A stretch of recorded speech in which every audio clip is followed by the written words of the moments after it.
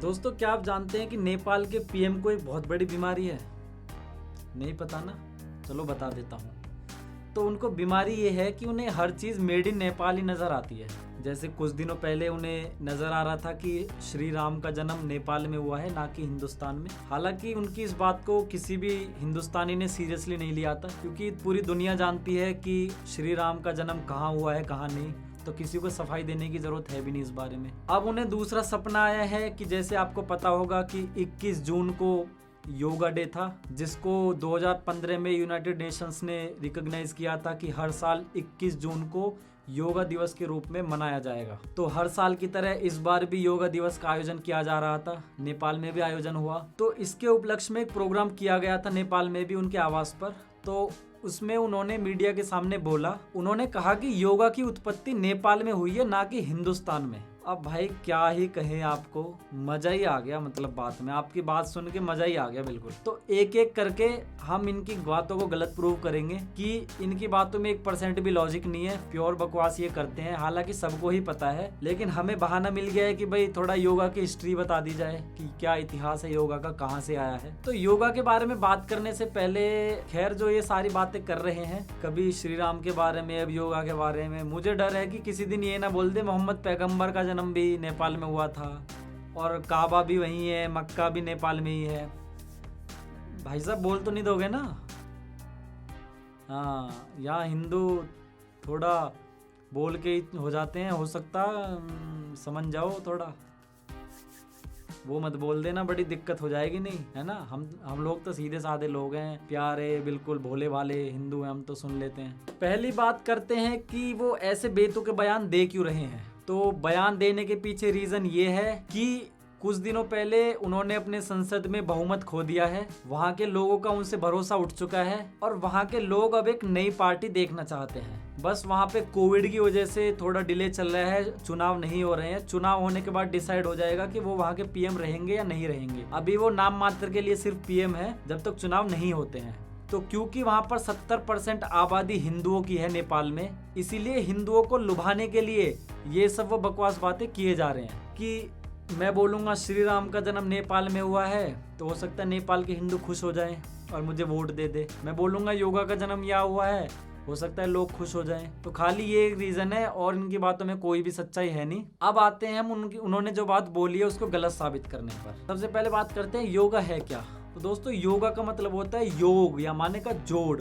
जो कोई हिंदी में बच्चे पढ़े हो तो योग का मतलब होता है जोड़ना। जोड़ना किसको? यहाँ पे योगा का क्या संदर्भ है? यहाँ पर योगा का मतलब है हमारे माइंड, हमारी स्पिरिट यानी कि हमारी आत्मा और हमारी बॉडी का मिलन। जब ये तीनों चीजें मिल जाती हैं उसी को योग कहा गया है। जहाँ पर हमारी अंतरात्मा हमारे इस कॉस्मोस से, हमारे यूनिवर्स से कांटेक्ट करती है, वही सिचुएशन को योगा कहा गया है। बात करते हैं कि योगा वर्ड आया कहाँ से, पहली बार सुनने को कहाँ मिला। तो बताया जाता है कि पहली बार सुनने को ये हमारे वेदों में मिला। आपको पता होगा 4 वेद है हमारे, सामवेद, ऋग्वेद, अथर्ववेद और यजुर्वेद। तो ऋग्वेद में इसका सबसे पहले वर्णन किया गया है। वेदों के बाद 4 उपवेद भी होते हैं हमारे। 4 उपवेद के बाद 6 उपन्यास होते हैं। 6 उपन्यासों के बाद 6 उप उपन्यास भी होते हैं। तो जो ये 6 उप उपन्यास होते हैं उनमें से एक चीज होती है योगा, यानी कि हमारे वेदों से ही निकलकर ये योगा आया है। वहीं पहली बार ये सुनने को मिला है। आपको पता होगा कि हमारे वेद कितने 6-7 हजार साल पुराने लिखे गए हैं। तो वो जो वेदों में लिखा गया है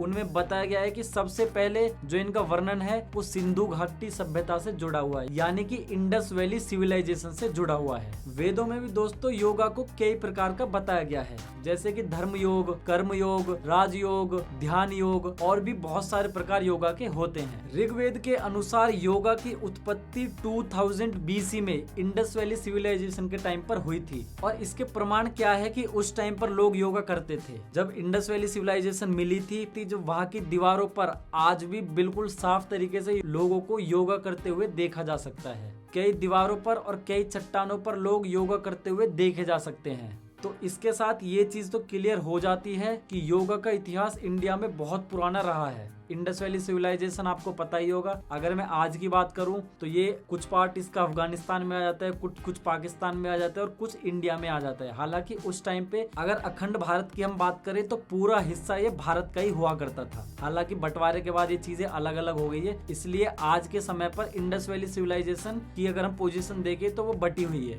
तो दोस्तों उस टाइम पे लोग किसी धर्म को फॉलो नहीं करते थे, तो ये बोलना कि योगा की उत्पत्ति किसी एक ही धर्म से जुड़ी हुई है ये सही नहीं होगा। लेकिन हमारे सनातन धर्म में योगा को एक अलग ही महत्व दिया गया है। अगर उसके बाद हम बात करें वैदिक पीरियड के बाद महात्मा बुद्ध की, महावीर की, तो इनको भी आपने देखा होगा जो जैसे ये बैठे रहते हैं इनकी पोजीशन में आप अच्छे से देख सकते हैं। ये ध्यान योगा यानी कि मेडिटेशन जो होती है वो भी योगा की एक फॉर्म होती है जिसको ध्यान योगा बोला जाता है। तो आपको पता है महावीर और ये महात्मा बुद्ध भी पहले हिंदू ही थे, इसीलिए ये चीज तो बिल्कुल क्लियर है कि योगा की उत्पत्ति इंडिया में ही हुई थी। उससे पहले योगा के प्रमाण कहीं और नहीं मिलते हैं। इंडस वैली सिविलाइजेशन के कुछ टाइम बाद कुछ विद्वान लोगों ने भी योगा को प्रैक्टिस करना शुरू किया, जिसके बाद उन्होंने योगा की प्रैक्टिस को उपनिषदों में भी लिखा है, जो उपनिषद आज भी प्रेजेंट है, जिनमें आप अच्छे से पढ़ सकते हैं। उस टाइम पर भी योगा को प्रैक्टिस किया जाता था। तो दोस्तों ये तो हो गई कुछ ऐसी चीजें जिनके प्रमाण आज भी मौजूद है। अब हम बात करेंगे कुछ ऐसी चीजों की जिनकी हमारे धर्म में मान्यता है। हालांकि वो कितनी सच्चाई है उन बातों में इनका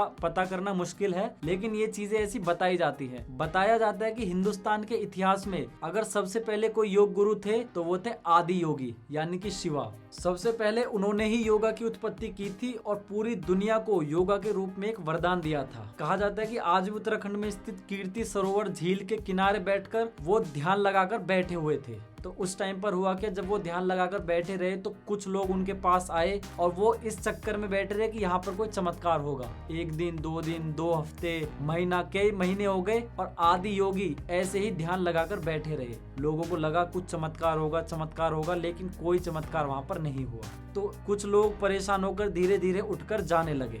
जब सारे लोग उठकर चले गए, वहां पर खाली 7 लोग बैठे रह गए।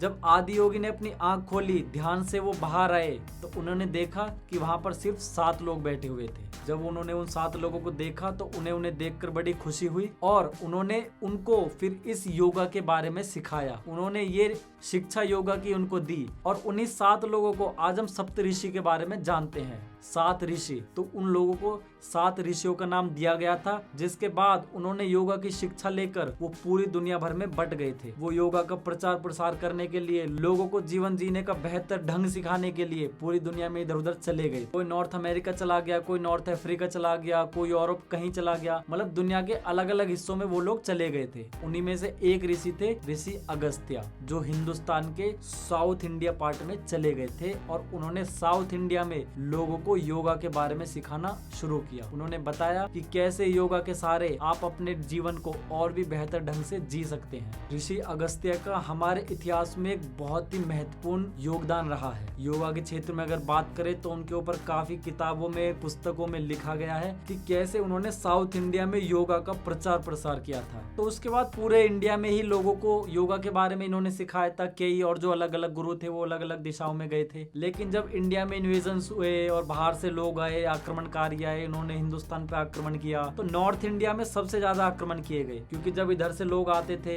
हिंद महासागर से तो वो ऊपर नॉर्थ इंडिया की तरफ गए, फिर वो नीचे गए, यूरोपियन आए। तो इस वजह से इंडिया के कल्चर में बहुत ज्यादा चेंज देखने को मिला। नॉर्थ इंडिया में बहुत ज्यादा चेंज आया, क्योंकि दिल्ली वगैरह में इन लोगों की राजधानी हुआ करती थी, मुगलों की और इनकी। इस वजह से उन लोगों ने अपना कल्चर को थोप दिया, जबरदस्ती धर्म परिवर्तन वगैरह करवाए गए ये चीजें। तो इस वजह से योगा के कल्चर को पूरी तरीके से भुला दिया गया था। हालांकि गुरुकुल वगैरह जो उस टाइम पे हुआ करते थे 700, 800, 900 साल पहले, उनमें गुरुकुल में सिखाया जाता था, लेकिन गुरुकुल शिक्षा पद्धति को पूरी तरीके से खत्म कर दिया था अंग्रेजों ने, जिस वजह से योगा आजकल हमारी कल्चर से पूरी तरीके से खत्म हो चुका है। लेकिन आज की डेट में भी साउथ इंडिया में अगर आप जाएंगे तो योगा का प्रभाव आप बहुत अच्छी तरह देख सकते हैं, क्योंकि जब आक्रमणकारी आए थे तो पीछे ही रह गए थे नॉर्थ इंडिया में, थोड़ा नीचे मिडिल पार्ट में। लेकिन साउथ इंडिया जाते जाते मतलब बहुत कम इफेक्ट लोगों का देखने को मिलता है कि साउथ इंडिया में ये लोग गए हो। तो क्योंकि साउथ इंडिया के दूसरे हिस्से में पड़ता है, इस वजह वजह से काफी मुगल वहाँ पर नहीं जा पाए थे और उसी वजह से जो उनका कल्चर था उसमें बहुत ज्यादा चेंज देखने को नहीं मिला। इसलिए आज भी साउथ इंडियंस के कल्चर में आप योगा को उनकी डेली रूटीन के रूप में देख सकते हैं। तो मुझे लगता है कि इतने सारे प्रमाण जो मैंने दिए हैं वो इसके लिए काफी होंगे कि योगा का आविष्कार, योगा का इन्वेंशन, योगा की उत्पत्ति इंडिया में ही हुई है। और ये तो पूरी दुनिया जानती है कि योगा का वरदान जो है पूरे दुनिया को भारत ने ही दिया है। और पता नहीं ये केपी शर्मा ओली क्या इनका दिमाग चल जाता है जो ऐसे बेतुके बयानियां देने लगते हैं, कभी कुछ। तो आप इनकी बातों पर बिल्कुल ध्यान मत दे और योगा करते रहें, मुस्कुराते रहें, अपने जीवन को और भी बेहतर बनाते रहें। देखो आजकल हमारे सो कॉल्ड सेलिब्रिटीज भी योगा कर रहे हैं, मान रहे हैं भैया योगा में कुछ है, और पूरी दुनिया आज हमें फॉलो कर रही है। करोड़ों लोग दुनिया भर में योगा का सहारा लेकर अपनी लाइफ स्टाइल को चेंज कर रहे हैं, अपनी जिंदगी को बदल रहे हैं, क्योंकि yoga is just a way of life. Yoga किसी धर्म से जुड़ी हुई चीजें नहीं है और किसी भी धर्म के व्यक्ति को योगा करने से परहेज नहीं करना चाहिए। तो उम्मीद है आपको वीडियो पसंद आई होगी। आपको अगर वीडियो में कुछ भी अच्छा लगा है तो आप हमें कमेंट करके बता सकते हैं। अगर आपको वीडियो पसंद आई है वीडियो लाइक कर सकते हैं और ऐसी और वीडियोस देखने के लिए आप हमारे चैनल को सब्सक्राइब भी कर सकते हैं। तब तक के लिए जय हिंद, जय भारत, वंदे मातरम।